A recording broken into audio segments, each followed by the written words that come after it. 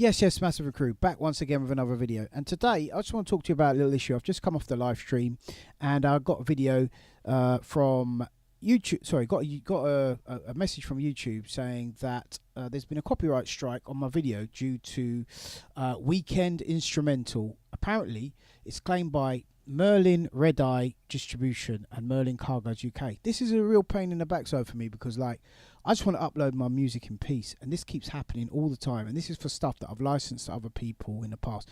And this is why going forward now, very, very fussy about licensings and stuff. And I'm just gonna keep everything in the brain camp, because to be fair, I don't know what's going on with this, but nobody's sending me any royalty statements of any kind for this distribution here, and I'm not actually getting any. If anything's not on Brain at the moment, I'm not actually making any revenue from it. So it's kind of ridiculous. None of these people account to me, and yet they have my music on distribution. And nobody accounts to me. It's a nightmare for me because I just want to upload my videos in peace.